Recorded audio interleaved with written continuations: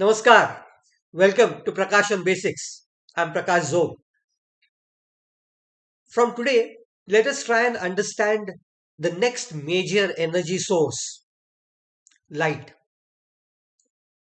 It is very important because our major sense organs, our eyes, use it to get most of the information from all around us. Just pretend to be blind for a couple of hours by closing your eyes, and you'll realize how important light is. Naturally, it is extensively studied and analyzed, not only as energy, but as a tool for us. Also, it is the major component of the energy that we get from our major source, that is the sun. The peak intensity from the surface of the sun that reaches us is in this particular visible region of energy. Humans started using and producing light far before they understood what light is. Even we have talked of bulbs and tube lights and LEDs before I have come down to the science behind light. Today, let us look into how humans have understood light and interpreted it over all these years. The Indians have recognized it as one of the Pancha Mahabhutas, the five major entities that contribute to life: Prithvi, Aap, Tej, Vayu, and Akash. We've talked of this quite often. Out of it, Tej includes radiant energy, which also includes light along with heat. This is something that is right from the Vedic times that it has been talked of. That could be more than 2000 BC and before that. A little later, the Sankhya and the Vaisheshik Darshans, the philosophies, have identified light as Tanmatra, the basic building blocks of everything that is around us. And this darshans are also in the previous millennia before Christ. Before Christ, the Greeks also, Euclid and Ptolemy, had written books on what light is. But the serious concepts came a little later. Around 1700, Newton came up with what is known as the corpuscular theory of light. According to him, light is made up of corpuscles or extremely minute particles. He applied his laws of mechanics to all these particles, and using this combination, he explained many of the basic properties of light that were known at that time: reflection, refraction, colors, and how they bend, and the angles that they make, and so forth. All this was discussed and explained by Newton. Light was pretty fast.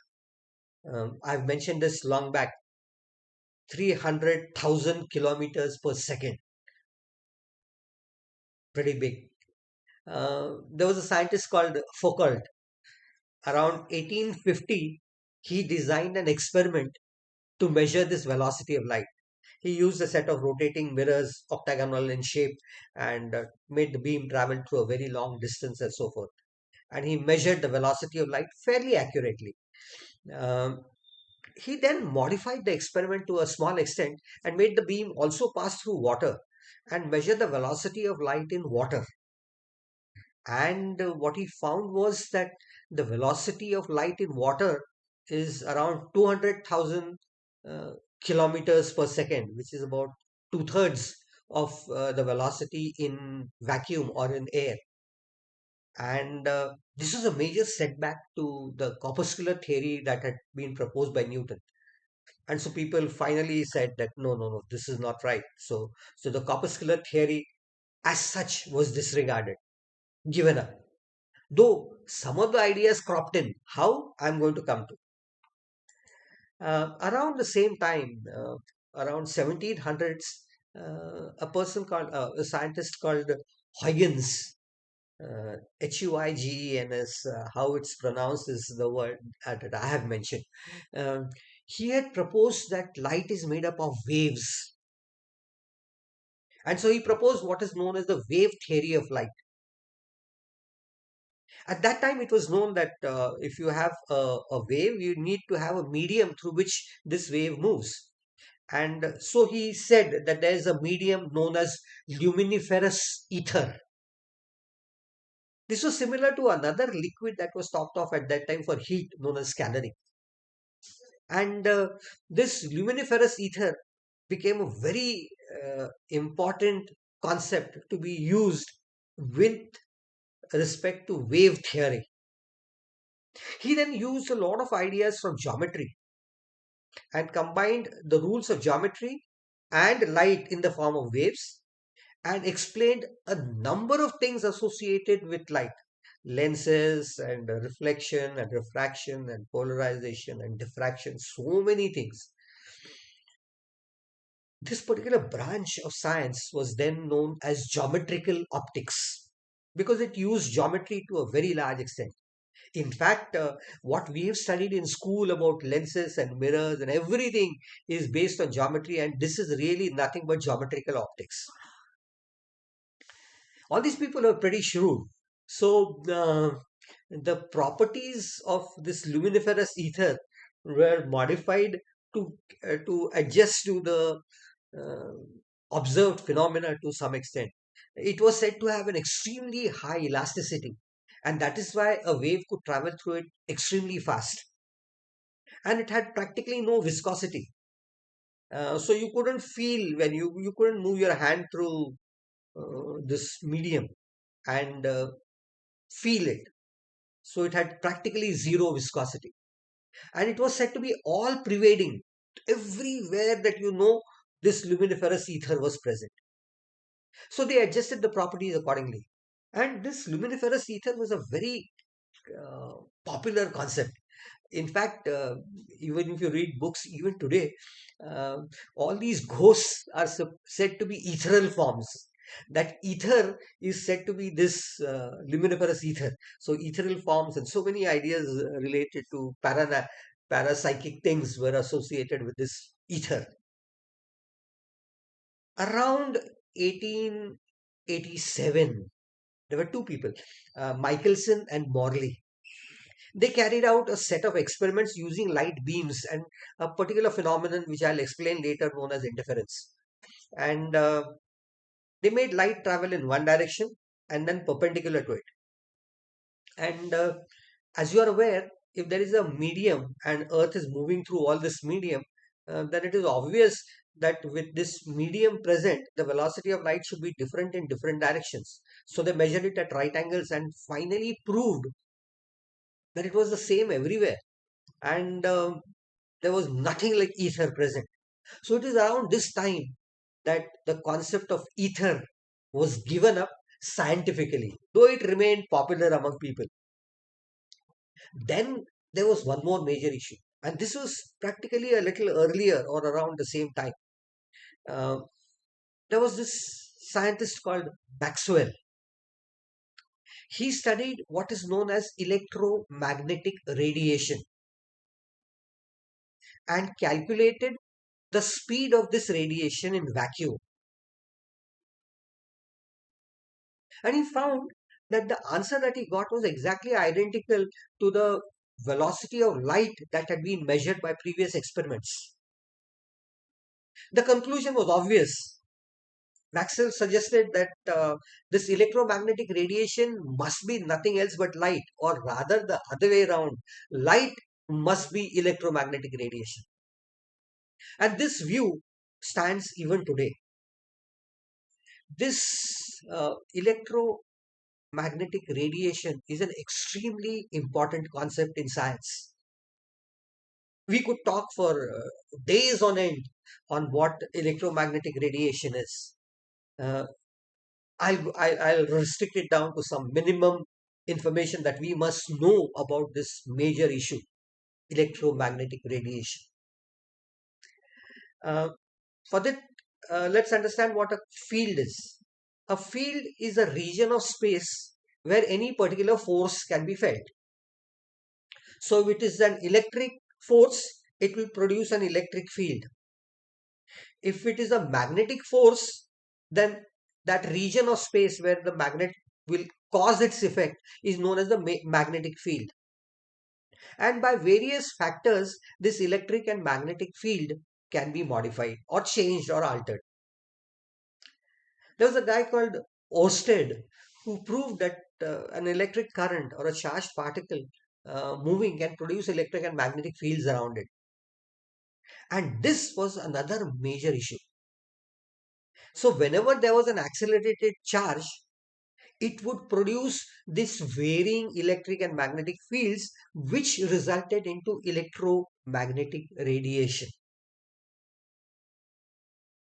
And these two, that is the electric field and the magnetic field, are perpendicular to each other in this electromagnetic radiation. The electric field moves in one particular plane and the magnetic field is at right angles to it. So there are two planes and they cut across each other like this. When two planes cut across each other, their cutting part is a line, and it is along this line that the energy of electromagnetic radiation would be propagated. So the electric field is in the form of a wave, like a snake going along the ground, and the magnetic field is another wave perpendicular to it. Depending upon situations, they could be rotated around at different angles. So they are mutually perpendicular. I'll just try and show you a diagram. I hope you can see it. Okay.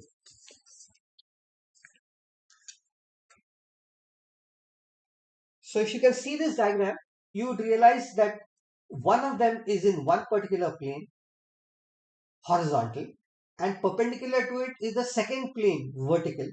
And we have the electric in the vertical and as I have drawn, and magnetic in the horizontal plane.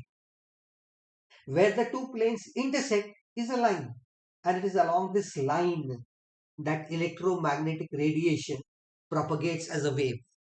So this is a very special type of wave. It requires only electric and magnetic fields. It doesn't require a medium.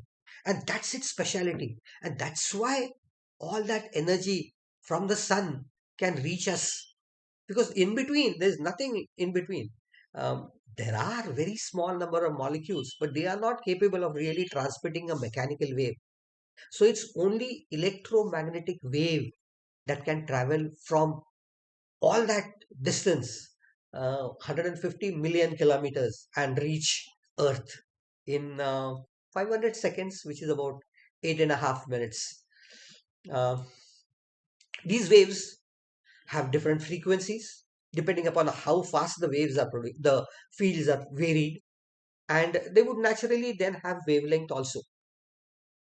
The frequencies range from values less than 1 per second to 10 raised to 25 as yet known hertz. So many hertz is the unit that is used. So many vibrations or variations per second.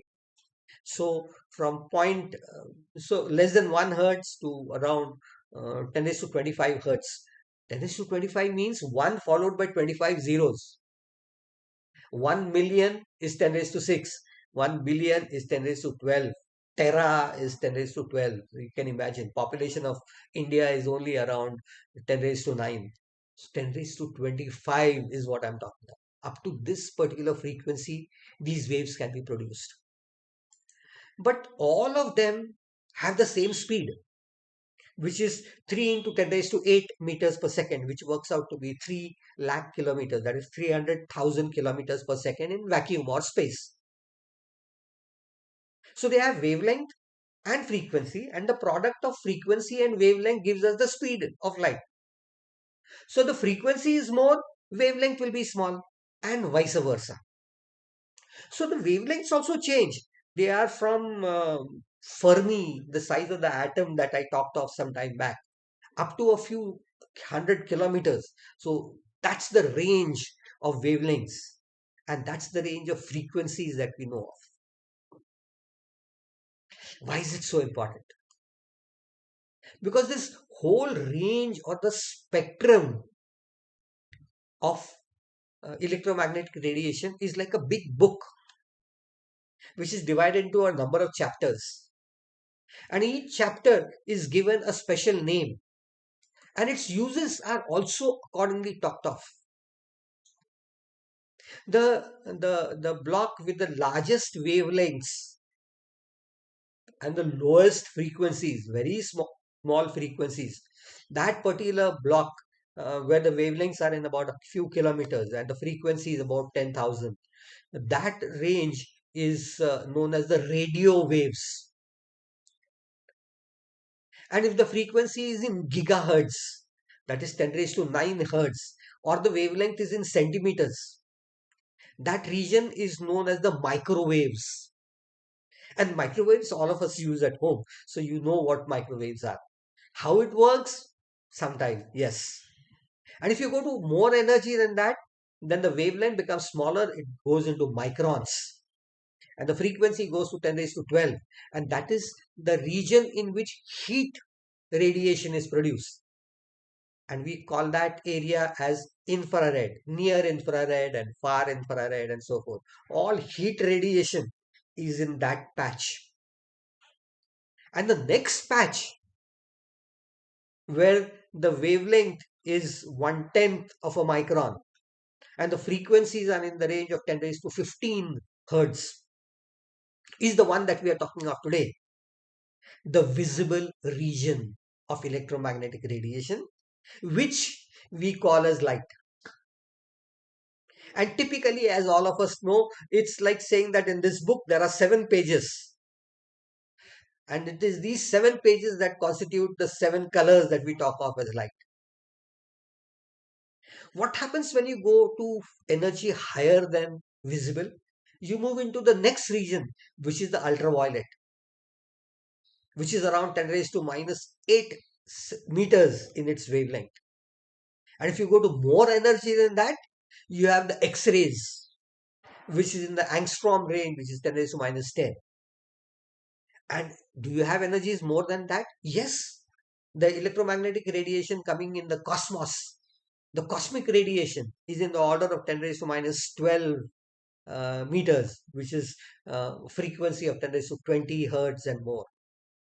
So that's cosmic radiation. That's what we have detected as such. All these that we have talked of have their own applications. And I am going to spend some time on each of these areas. Radio waves we have talked of long back when we talked of radios. And we talked of gigahertz, similar to that, when we talked of the TVs and so forth. I'll come to the others as and how we proceed. Uh, the 7 pages of that chapter in between are the Vibgyor: violet, indigo, blue, green, yellow, orange, and red. If the energy is less than that, it becomes infrared. You can't see it. If the energy becomes more than that, it goes to ultraviolet. You can't see it. What about in between? That in between, that's it's not just 7 pages. The pages will have words, and every word is practically like one particular wavelength. So there are a large number of colors that are in between, but we can't really distinguish between these two colors. We tend to find that they tend to merge into each other. We have now your computer can break down colors up to about 64,000 and so forth. So that's a possibility that you have. And all these shades and hues and other things that we will talk of is all associated with either mixture or particular type of a wavelength in that particular 7 page sector in between. We can't independently distinguish between 1 angstrom and 2 angstrom as colors and so forth. If all the colors are present and if they are mixed, then we get what we typically know as white light. And by using filters as something that we will talk of, we can separate them out. And there are so many techniques by which we can separate out colors and light. This then is electromagnetic radiation. These visible light wavelengths vary from, for red, it is around 6,700 angstrom, which is 670 nanometers, as sometimes it is talked of, to around 3,300 angstrom, which is 330 nanometers, which is violet. Actually, violet 1 and violet 2, and so forth. So, this is what light is in the form of waves. But this is not where things stop. There is a lot more to light than this. As things proceeded, it was found that light can be explained on the basis of the energy that comes out.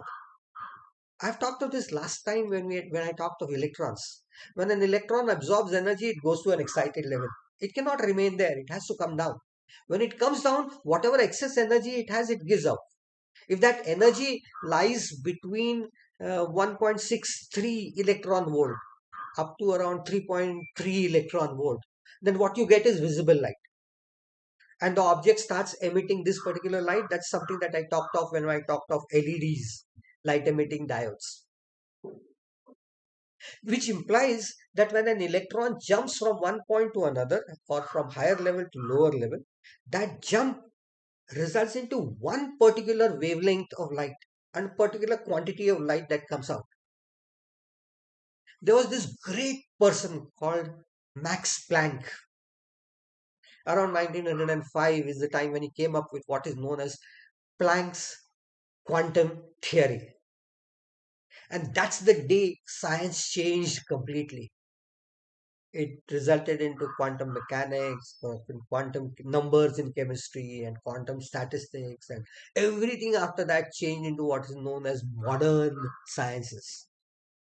What he said was that this energy that we are talking of in terms of electromagnetic waves is not a wave but an energy packet. And this energy packet is known as a photon or a light particle. So we are back to one of the ideas that Newton had said, that light is made out of particles. And this is the photon that we talk of. Every photon, depending upon its frequency, has a certain amount of energy. What quantum theory is, I'm going to come to, but a little later. So we have now light in that form of photons or in the terms of waves, which is correct. A number of experiments had been carried out from then, and they found that both of them finally give you the same answer. If the object is very big, it is better that you talk of the particle itself, or in that particular form. And if it becomes very small, you talk of it in terms of a wave. And if you do this, what you have is the same set of results. So light can be treated as a particle or it can be treated as a wave. Depending upon the requirement, the results are going to become more complex or simple, but the results are going to be the same.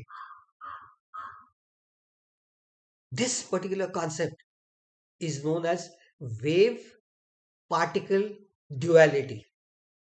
In fact, by using a person's called de Broglie and his wavelengths, it was possible to create everybody in terms of waves and interpret it in that particular manner.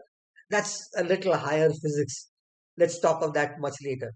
Today, what we have is a state talking of light as waves when we interpret everything in light using geometrical optics and all the lenses and diffraction and refraction. Many things that I'm going to explain next time onwards are associated with light as waves. Or there could be more complex situations where you start treating it as a particle or a photon or a light particle. And then you could explain things like photoelectric effect and other effects. There are so many things in light that we use, right from our vision to the number of colors that you see, and the lenses and the microscopes and the telescopes and so many others. We need to understand these because they are very interesting. I'll come to that next time onwards. If you have liked whatever I have said, please like and subscribe to this channel. Look up some diagrams and see how they look at a microscope or things like that, diagram wise at least. Tell your friends about this, explain light to them, understand what light is, because it's a vital part of our life. Till we go into more details of light and its simple applications, starting right from mirrors and lenses and our vision. Till that time, namaskar.